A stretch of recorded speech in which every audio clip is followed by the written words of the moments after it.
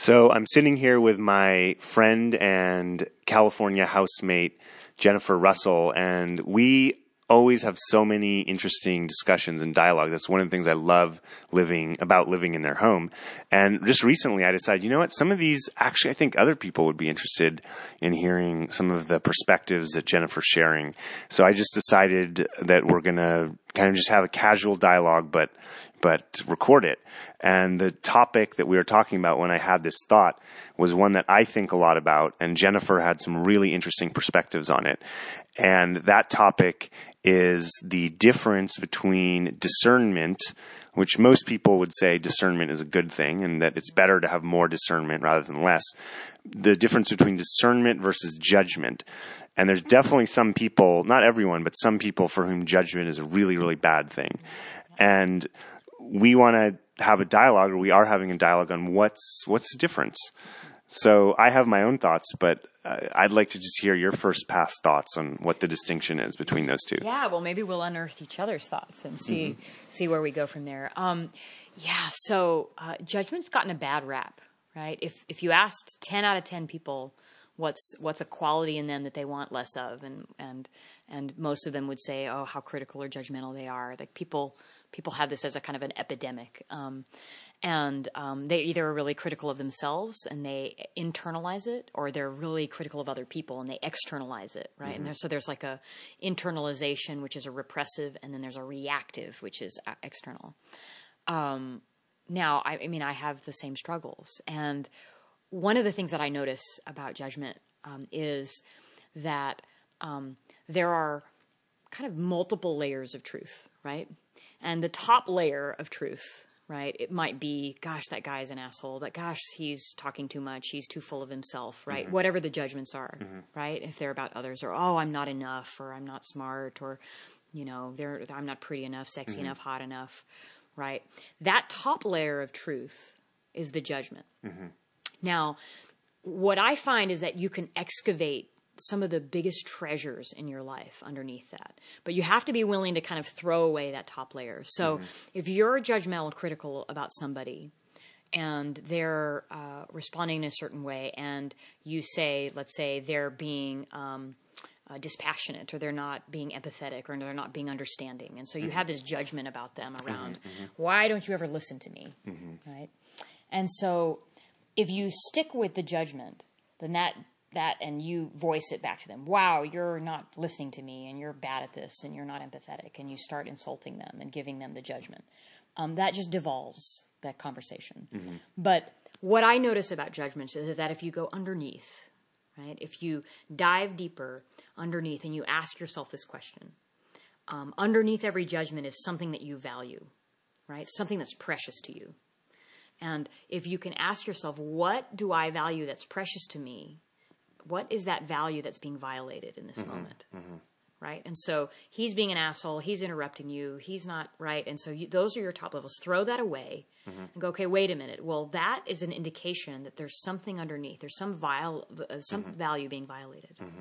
And so I'll ask myself in those moments, and I'll have other people ask themselves in those moments, what value that you find precious is being violated that you want to be stand for. Now, when you excavate that, that's a gem. That's your aesthetic for how you would paint the world, right? And perhaps underneath, so if on the top is he's a raving asshole and he never listens to me, underneath you're actually in service to some value, and that value might be understanding, right? And so what there is to do about that is get underneath, ask yourself what it is that you value. What is the value that's being violated? Bring that to the surface and say, okay, so what I'm actually valuing is compassion. So then the dialogue isn't, you asshole, why aren't you listening to me? Then the dialogue is, hey, I really value this value of compassion or listening or understanding. And you invite them into a dialogue where there's more of that. Now, it'd be hard for somebody, no matter who they are, to say, no, I don't care about you understanding me or me understanding you. I don't care about this understanding thing. They are going to be enrolled, and the conversation goes somewhere categorically different. And so how this relates to judgment and discernment is that if we look at the top layer of just the truth of you're an asshole and you never understand me and you don't listen, That's the judgment.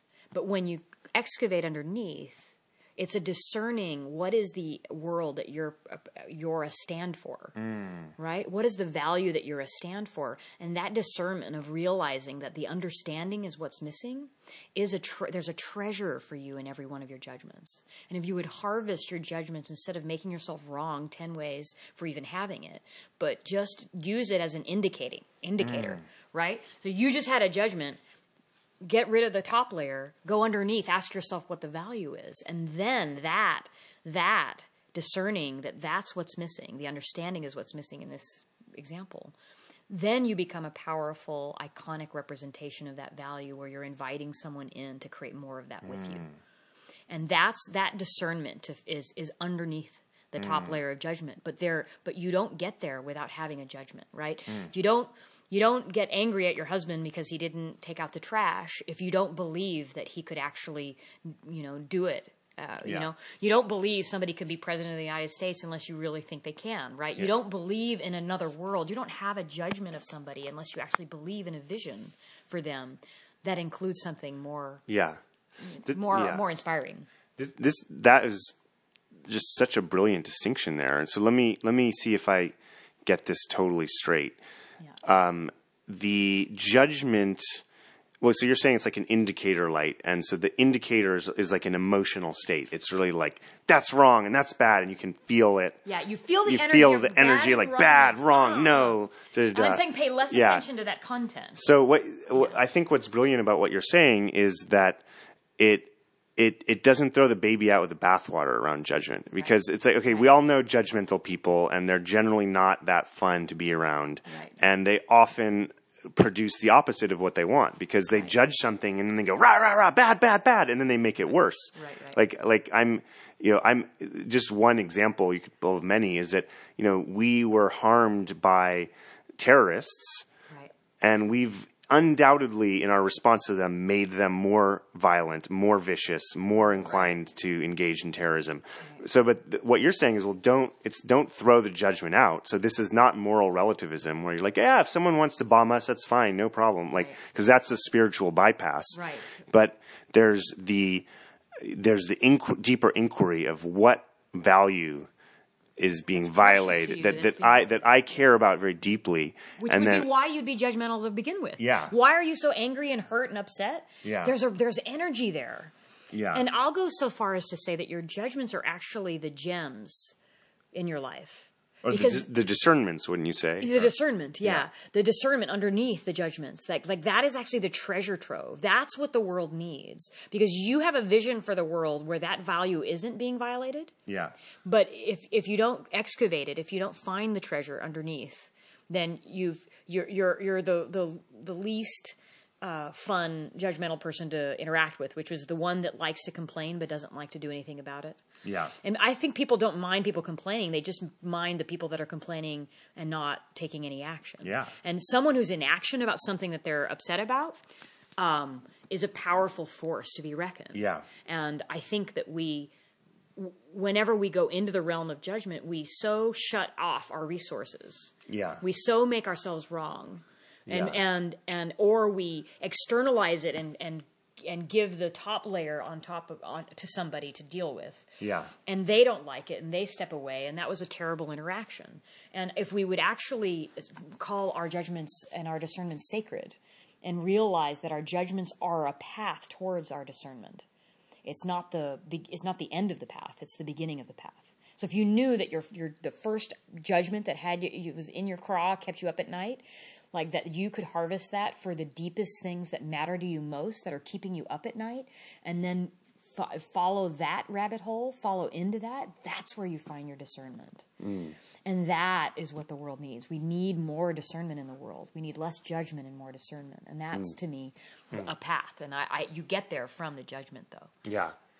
Now, let's switch for a moment from moral judgment to aesthetic and taste judgment, because they're a little bit different worlds, because we've been mostly talking about, okay, what value did you violate? Mm-hmm. Now, you could debate this, but in my view, when you're talking about an aesthetic thing, it's not so much values, like, oh, that painting is wrong. I mean, that would be strange. Right. Maybe if it was really, really offensive, you might say that. But if it was just a matter of aesthetics, you probably wouldn't say, well, that painting is wrong.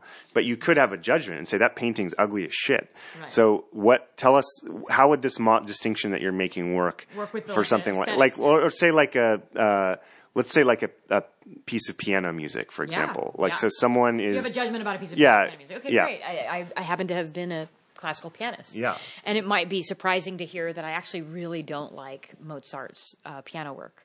I love his symphonic work, his choral work. I think he's genius. His piano work is trite, and it's just too many notes, and it feels like it lacks any depth. So if I were to apply this, so I have this judgment about Mozart, considered one of the best musical composers of all time. Yeah. And here I am judging him, right? And what have I composed? Not much. Yeah. Well, we'll talk about that in a minute. And we can talk about that. There's such a thing as an art critic. Yeah. Doesn't create art. Doesn't create art. They're just criticizing the art. Yeah. So let's take that. So let's apply this. So here I am going, ugh, it's trite. I don't like it. I don't like his music. So if I go a little deeper, and I ask myself, what is missing that I value in music that I don't hear here, right? Similar, though. It's a value. Mm-hmm. I value being taken on a deep emotional ride with music. I value a piece of music that has me feel more deeply than I have felt before, and I value art that does that for me, that creates a powerful felt experience. And so actually what I'm valuing is that, and I'm feeling that it's missing. So rather than...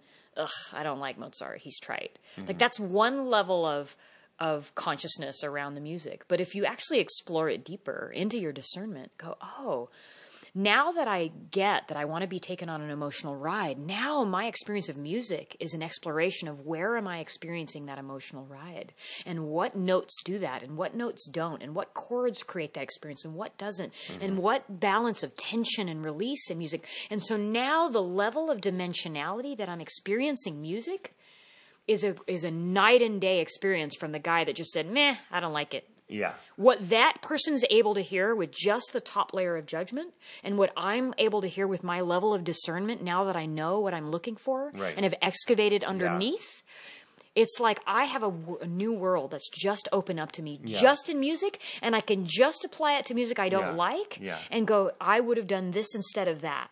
Now I'm actually learning about my musical taste in a deeper way, learning what I like, learning what does that for me, and then can apply it in my own life, and can apply it to my listening of any composer, not just Mozart, for instance. And now I'm going to enjoy every piece of music more as a result of that discernment. And that if all I did was go, meh. Yeah. I don't really like Mozart. It's a discernment that enriches your experience. It does so much more than enrich. It's like it adds layers of experiencing reality, literal dimensions in reality, right? I have a metaphor like, so imagine you're sitting in a movie, right? It's just to switch metaphors for a moment. So you're at the movie theater and you're sitting next to two people, one on either side. And in the movie, there's... you've got a romantic comedy. So there's like the funny version of the movie where somebody might be listening to the movie and laughing and relating. But inside the movie, on top of like the humor, is a story of a love relationship gone wrong. And let's say you are experiencing that in your own life. You are experiencing love, and you're really seeing the patterns of that love relationship and how that relates to you.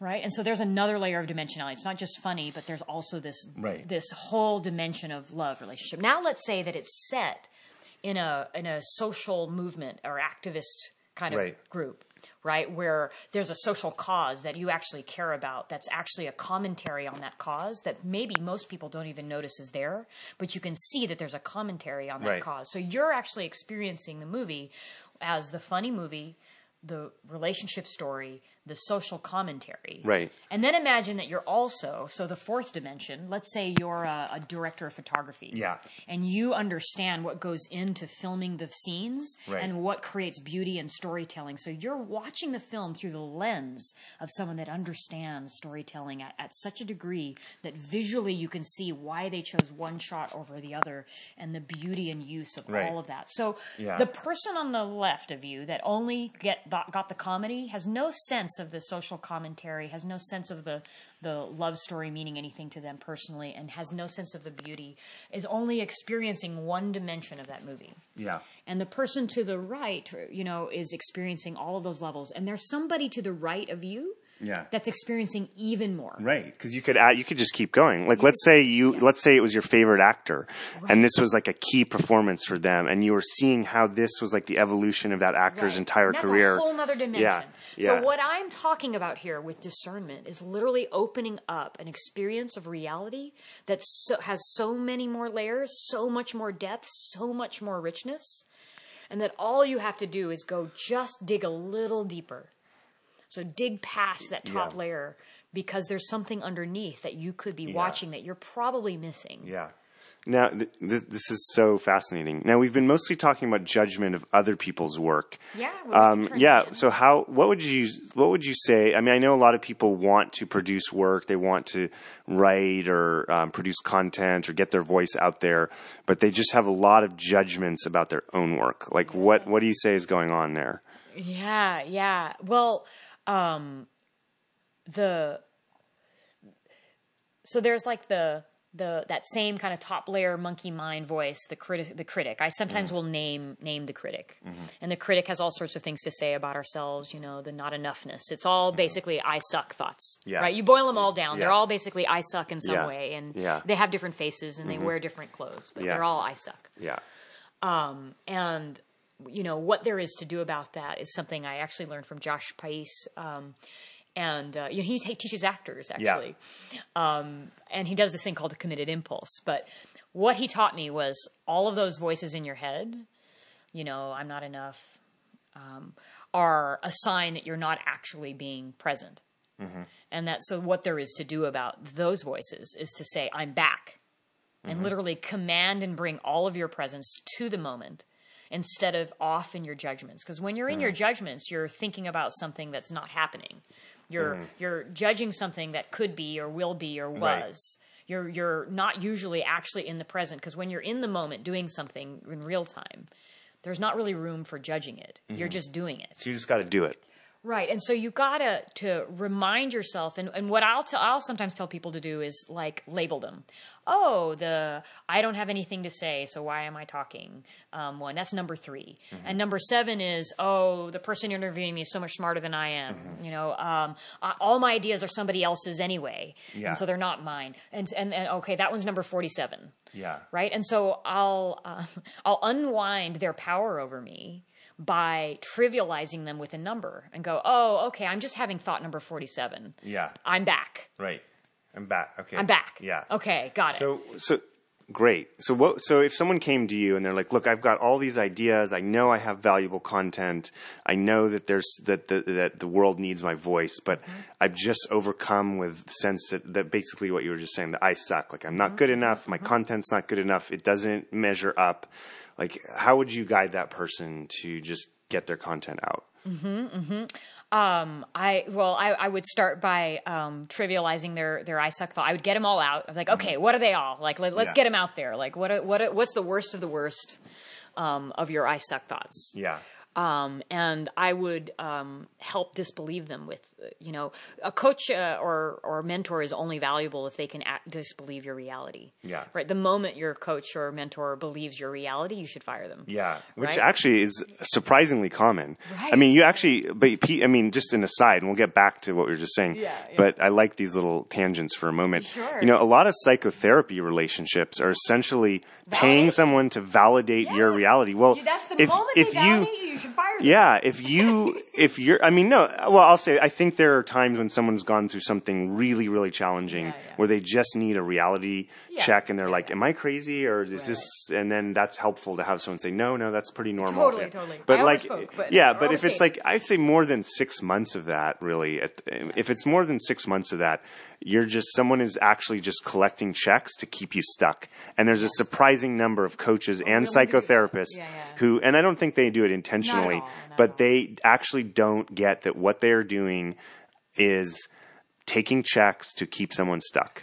Yeah, there's no one maliciously doing this on purpose, but you're only valuable to another human being when you have a wider, more expansive frame than they do. Yeah. And the minute your frame is either the size theirs is or smaller in any particular domain, is where you're both going to sit there stuck in it together.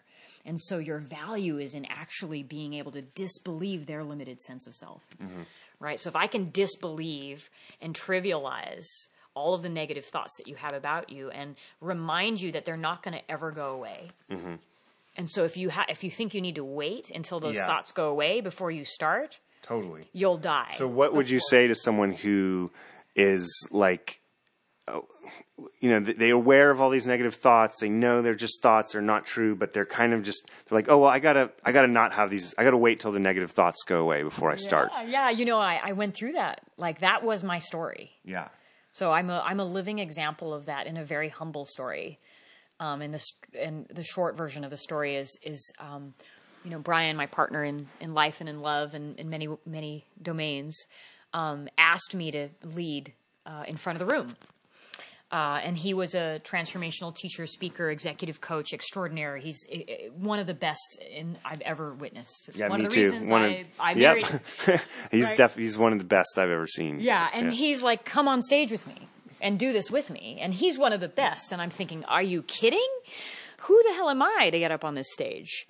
And so I joined this mastermind and said this on the very first day. I said, I'm here to get over all of these thoughts that I shouldn't be doing this so that someday I can get up there on the stage. Mm-hmm. And I literally went in and that was what was coming out of my mouth. This is a really common thing to think. It's like, when I'm confident, I'll do this thing. Yeah. When I'm this, when I'm XYZ, when I'm prepared, when I'm confident, when I'm ready, when I'm smart enough, good enough, all of those enoughs.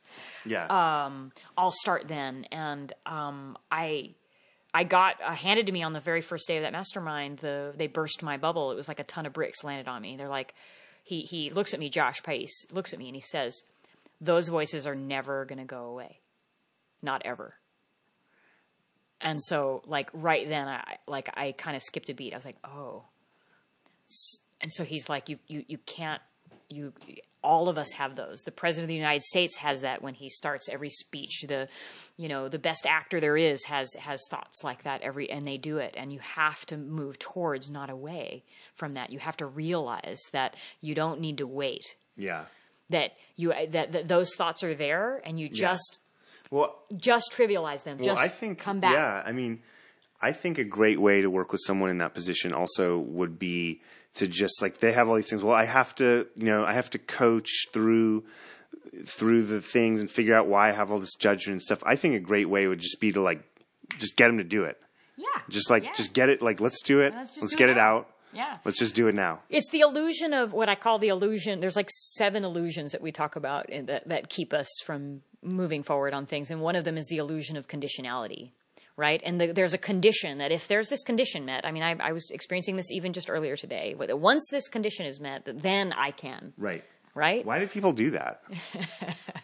To keep themselves safe, because it's scary to do something that you've never done before. And it's not scary in a mental neocortex kind of logical way. It's actually scary on a much deeper level for you. Your body at a reptilian brain level, at a limbic emotional level, has not survived that success. Yeah. Right? And so it's literally unsafe. It's an unknown for your system. And so your system codes it as this scary thing. And, my view is that if there's something that you want and you're feeling fear in you towards the direction of what you want, that fear is coded in you as the thing to have you run away from it. And if I could help people recode their sense of risk, and instead of the risk meaning run away, I would have them recode the risk meaning, oh, I'm on track. Because that sense of butterflies, that sense of excitement, I'll say is literally another emotion. It's literally the feeling of exhilaration, but it's on pause.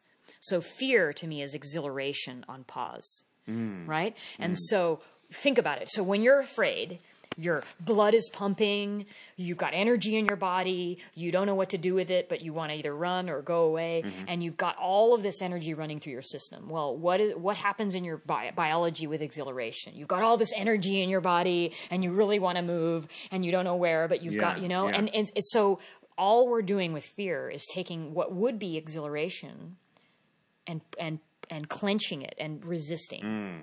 So it's literally like on pause. And so if you realize that the risk, the butterflies in your stomach, can mean you're on track versus that you need to run away and get comfortable inside the discomfort of that you're going to lead an extraordinary life. And that is the path of the extraordinary, not the ordinary. The status quo would have you run away from anything and everything that's outside your comfort zone. And everything you want is outside of your comfort zone. Everything you really, truly desire. Like the deep ones, not just the surface ones. Like you want to have pizza or beer tonight, or, you want to get laid or whatever those. But the deeper ones. Everything that you want is outside of that comfort zone. So you need to learn how to recode how you handle discomfort, how you handle risk. Those butterflies are on track. And that's what I did. I rewired myself in that one moment when he said, those voices are not going to go away. And the butterflies in my stomach, all of a sudden that were telling me to stop, were all of a sudden now like the gifts given to me to let my body know that I'm so excited about this that I need to follow it. It's like my literal excitement in my body saying, yes, yes, yes. So I like to help people and connect them to the exhilaration that they're feeling underneath all the negative thoughts. And how do you do that? Like when someone is a little stuck and they're, let's say, want to get the material out, but the fear is so much that they're so disconnected from the exhilaration that it sort of occurs as like maybe a lethargy or just a fogginess or I don't know. All of those things come up. Like there's a total lack of clarity. Then all of a sudden they're confused about who they are and what they have to say. And they're really not compelling in that state. And how do you get them down to the deeper exhilaration? Well, what I learned, the story began with me, being told I needed to be on stage with Brian, and I didn't feel qualified or that I'd be good at it or that I would hold a candle to what he can do because he's so great at it. And I went up there and he made me a deal where I had no choice. And I thank him forever for putting me in a conundrum, because if I had any choice, I was going to wiggle out of it. He said, I'm not doing it ever again without you up here. So the business is either going to be shut down or you're getting up here. So that was the ultimatum. That's quite a statement. So there I was. And I'm having exactly what you just described. The feelings of stuckness and confusion and all of that. And I learned a pearl of wisdom, which was all of those thoughts are a sign that my focus, my attention is on myself. And I really don't have much to say when I'm in that state, when my focus is there. And so all I need to do the minute I feel myself in that state and I have content I want to deliver is put my focus out to some other person or group of people. And the moment I can create a circuit with another human being out there that isn't in my own, limited sense of self and all my own self-talk, there's nothing for me to plug into. There's no flow there because there's literally not a circuit created. That if you can just say, oh, I'm focusing here, I need to focus outward. So if I can just get somebody to just focus outward, it doesn't matter who it is. They can have their wife there, me there, somebody, anybody, that they can put their focus not on themselves for a moment. That's when magic occurs. That's when the flow opens, because there's now a channel. Literally, a channel is formed from two things. Right? There's two nodes, and then there's the space between, and that creates the channel. And that's what I help people focus on. So I give them something outside of themselves, and then that creates a flow that wasn't there before. If they sit in their own living room, they're just going to spin out. Totally. And another thing, so you mentioned like putting a focus on a person or a spouse or a group of people, but another thing that could serve with that is if you care about an issue. If you're like, okay, I'm kind of afraid, I don't know if I have good ideas, I don't know if they're valuable, but there's this topic that I care about, and especially if this is one I say, because I'm a writer, I advise writers, and people often in writing courses I teach say, well, who am I to put my stuff out there? And who's going to want to read it? This isn't, this isn't, I'm not Hemingway. And I just say, well, okay, yeah, you're not Hemingway, but tell me a story. Right. And they'll say something really interesting, and I'll say, you know what, that's not Hemingway, but that's a good story. That story needs to be out. And so it's like, who are you? Well, you're you. You're you. No one else has existed. So you have to have some perspective that is different. If you're just putting out the perspective that already exists, that's a legitimate question. Why say the same thing twice? But if you have a subtly different way to say it, or a different context, or a different frame, or I would say that there's actually a lot of fields right now where they're just ripe for fresh perspectives. There's so many fields that are just stuck, and especially in areas of social, like how to solve social problems. If we had the sufficient thinking about them, the problems would be solved. So there isn't sufficient. Yeah, we need more perspective. Yeah, we need more perspective and fresh ideas. I would think that would be a way to get from the fear level to the exhilaration level. Absolutely, absolutely. When you put your focus out on something that you care about that isn't kind of circling in on itself, literally circling the drain, as they say. The moment you can have the focus outward, then you have what I would say is the energy, attention, and passion that you don't have to generate yourself, because it's all the people that care about that issue that kind of by proxy lend you their energy. You can feel like when you start talking about or thinking about an issue that like billions of people care about, if you're in tune, you can actually feel the field of consciousness around that issue and tap into that energy and use that energy in order to fuel your ideas, your thinking, your perspectives. And so you don't have to like supply it all yourself, because people think I have to do it alone, and I don't have the energy, the time, the wherewithal. And it's like, it doesn't all source from you. Yeah. It doesn't need to source from you. Totally. I want to spin now to a different side of this topic, which is the relationship between judgment and compassion, and what is they seem like they're two very different things. We generally think compassion is a good thing, empathy is a good thing, but then we also have a lot of difficulty expressing compassion for someone who's committed a crime. So, for example, let's say someone. I'm just going to pick a totally random example that just came in my mind. Was the guy? It was maybe a couple months ago, or a year, 6 months, or a year ago, or over a year. A guy went into a movie theater and gunned down a bunch of people. This probably happens, more frequently. Sadly. But this one hit the news a lot. I can't remember what the movie was. But I think it was on Halloween, possibly of last year, and this guy just gunned a bunch of people down. Now, understandably, people were enraged and judged this as they should. It was a crime, and it was a horrendous crime. So it's understandable that people judge. And yet, this guy was clearly mentally ill, and I've been someone who has suffered from mental illness, and I was never at the point of I actually was suicidal at one point. I was certainly not at the point where I was going to harm other people, but I was possibly going to harm myself. And one of the things that you realize or learn when you go through mental illness is that people just don't actually have a sense of what it's like, because you can't. It's like a lot of things in life. You really cannot know what it's like. There's all kinds of things, but you can't know what it's like to be mentally ill until you're in it, and then you get it. So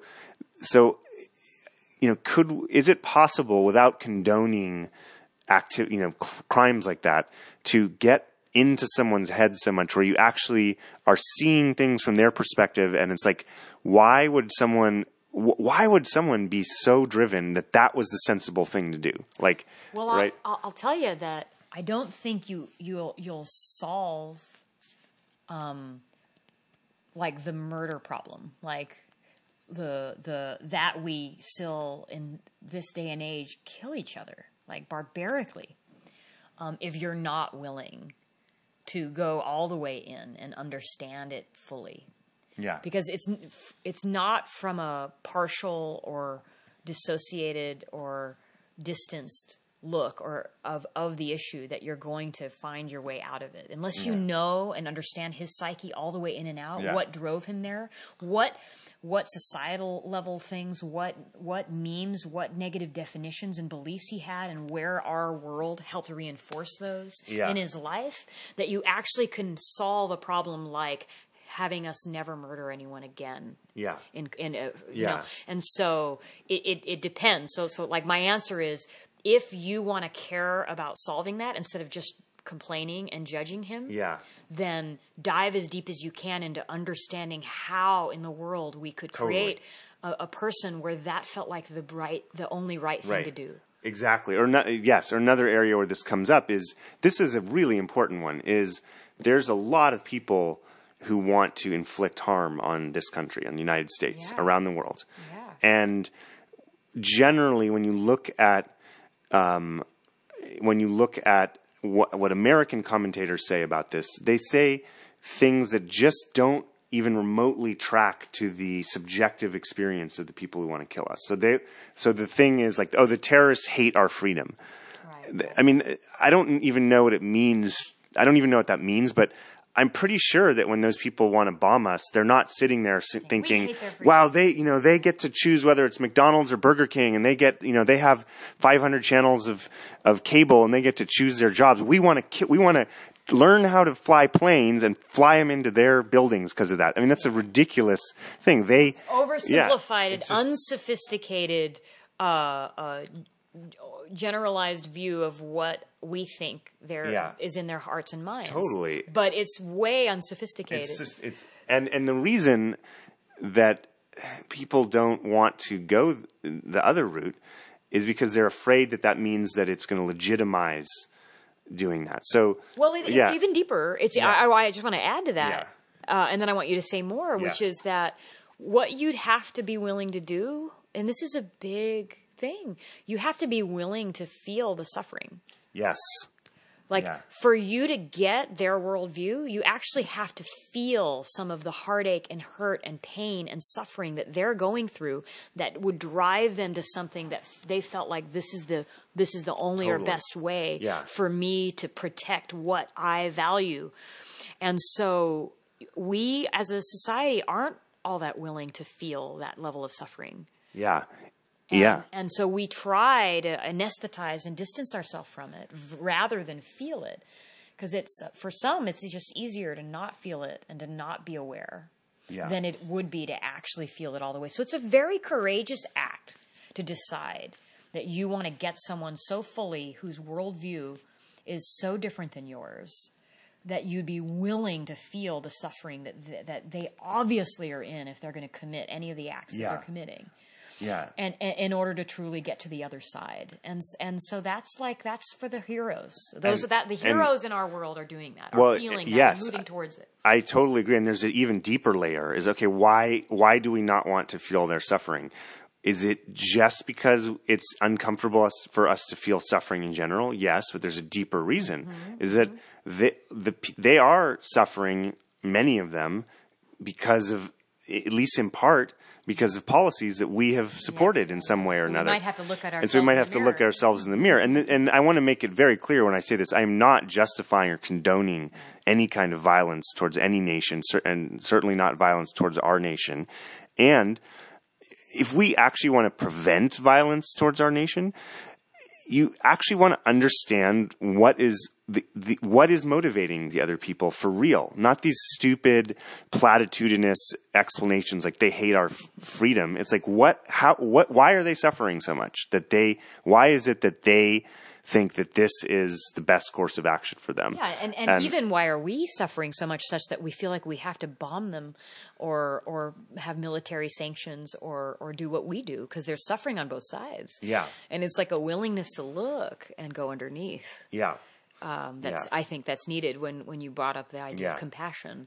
And that's what compassion to me is the willingness to feel what the other person is feeling fully. So this actually, we can lay it out like three different perspectives, and we've basically talked about two and just started talking about the third. The first perspective is judgment and discernment towards other things, like towards outward either moral or artistic. The second thing we talked about was judgment and discernment towards self.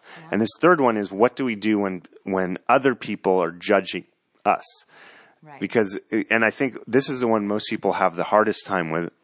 And I certainly have had one of my main personal issues I've, intended to improve on, and I think I have improved on to a certain degree over 6 or 7 years, has been defensiveness. Where when I felt someone was judging me, because I generally, I'm a bit of an odd bird and don't fit into like normal ways of living in a lot of ways. So I've been very sensitive my whole life towards being judged around that. Because when you're, I did get judged a lot, and so I think that my protection mechanism was, as soon as I felt a little bit of judgment, I would defend. I'd be like, well, they don't get it because blah blah blah, or well, they're not seeing this, so I don't need to listen to them. But the hero move that you're saying is to feel in and to ask what would be true about someone's reality that would have them look at what I'm doing in this way. And then what might they have to believe in order to have that experience? And this is sort of like the deeper layer, the discernment, where maybe there's something there. Usually when people have a really strong reaction to you one way or another, sometimes it's just pure projection and pure ignorance, but usually there's some kernel. Or else it wouldn't have gotten your goat. Yeah. That's a good one there. Is like, if, I recently had a sidecar driver, sidecar is one of these rideshare services. And the culture of sidecar is more to have conversations with the drivers rather than Uber, where you just sit in the back. Yeah. So I got picked up by a guy, African American man. We had a really lively conversation, and we were talking about race and politics, and I was noticing I was sort of tiptoeing around certain issues and sort of saying things a lot like, well, I don't know about this issue and I don't want to offend, but is this the case? And at a certain point, he's like, why, man? He's like, man, why are you tiptoeing around these issues so much? And it's like, I just don't want to offend you. I don't often talk. I don't know you. These aren't really my issues of expertise. And he said, you can't offend me. And I'm like, really? And he said, you could call me a motherfucker and it wouldn't offend me. And I'm like, well, that's a pretty strong statement. How is it that I could insult you like that and it wouldn't offend you? And he said, well, if you call me a motherfucker, the only way it's going to offend me is if it's true. Yeah. Like if you call me such and such, I'm only going to be offended by it if it's true. So I think he was onto something there, that if you notice yourself like really, and let's take it out of the realm of like name calling, because that's a whole other thing. But if someone says a judgment and you notice yourself really like riled up about it, like that's not true, no way. Usually that's a sign that there's something there. Because if they said, well, I think that your face is not flesh colored, it's green, and you look in the mirror and it's not green, and you're like, no, my skin is not green. And like, no, your skin's green. Like, you don't get angry at them. You just think they're a dumbass. They're obviously not talking about you. What they're talking about is something else. It's a miscommunication, misunderstanding. Yeah. And it has no hooks in you. Yeah. If it has any hooks, then there's something there for you. There's something for you to excavate and look at and see. There's a shadow expression that you haven't gotten quite right with. And so those are beautiful areas of exploration. When I find one of those, I get really curious and excited. I'm like, wow, that person just judged me. Ooh, that hurt. Wow. Oh, there's something for me to look at. And that becomes like an existential question I ask myself about and learn about myself through. And I mean, I like to harvest those gems, as I say before, but I know that if I'm reacting, that there's some piece of me that's not right. And with your model, what you could do, I'm just thinking aloud here, if someone expressed a judgment of you, either moral or aesthetic, and you really were riled up by it. The thing to do would be you talked about these two layers, right? So there's the surface layer of the judgment and the fear and the anger, and then there's a deeper layer of the discernment. And there are two layers in each person. Yeah. So what you could do is when they express a judgment, and then you're like, no, that's wrong.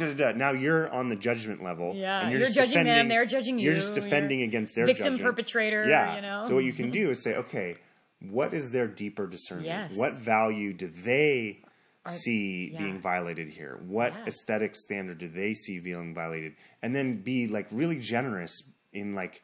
Yeah, and you can listen through that lens. Yeah. So the nagging wife, girlfriend that you're upset about, that she nags, you can listen to every complaint she gives you through the lens of, oh, there's something she's valuing that she believes in me to be, or else she wouldn't complain to begin with. And that lens is a powerful, transformative lens. Oh, there's something that this man that I'm with is unhappy about and is complaining and giving me the wall.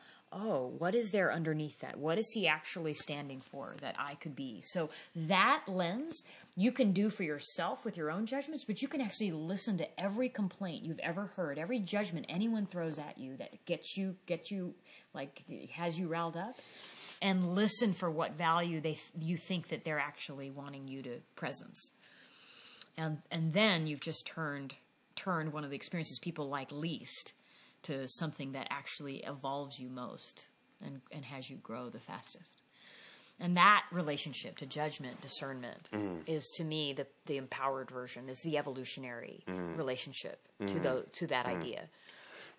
This is not the pre-conventional, it's wrong, stop doing it, you're bad. Yeah. Everybody who does it to you is bad. Totally. Let's just talk about that for a minute. So because that's the conventional. That's I would say level 6. We were talking about spiral dynamics, and we talk about this more in the first interview we did, right?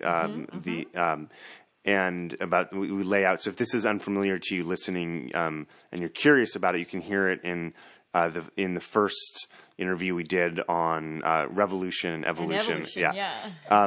But so level, we won't go into too much detail, but I think level 6, these are these different levels of thinking about things, different ways of thinking about things that this particular system lays out. And level 6 is all about, basically everything's flat. There's no difference. Nothing's better than anything else. Everything's equal. Yeah. We're all, there's no communication. Yeah, for instance, is a level 6. Yeah, and it's not bad. It's beautiful. All of these things have both the contribution they're making and then a shadow side. Yeah. And so the shadow side, I would say, of level 6, which I would agree is our current kind of it's the main, I would say, the conventional model now is this level 6. The conception we have is that if you're judging someone, that's wrong. Like you'll see a debate, and what they're doing in the debate is like teasing out who's judging, and then that's the issue. It's like, oh, well, you're making a judgment there, so that's the problem here is you're making a judgment, and it's I think a very boring perspective on this because it's missing. Like you said, that maybe judgment is not great, but there's something behind that judgment that you might be able to learn from. Well, I just prefer an empowered evolutionary context to any human experience. So we picked judgment. We could have easily picked another one of our shadow expressions. But if I'm going to have the most evolutionary relationship to a human experience that I'm experiencing, where my relationship to it isn't that one that has me feel dissociated, disintegrated, collapsed, and contracted, but have a relationship to every experience that would have me feeling more integrated, more expanded, more capable, more on the evolutionary path, then if I can conceive and take every human experience and apply this model and say, how can I have an evolutionary relationship such that the way I deal with judgment has me actually grow, expand, and evolve? And to me, what we've talked about is a more evolutionary context versus the one where I'm telling myself that I'm bad and wrong for this natural tendency that I have, which actually just creates more of it. When you really whip yourself, when you judge yourself for your judgments, you end up more judgmental.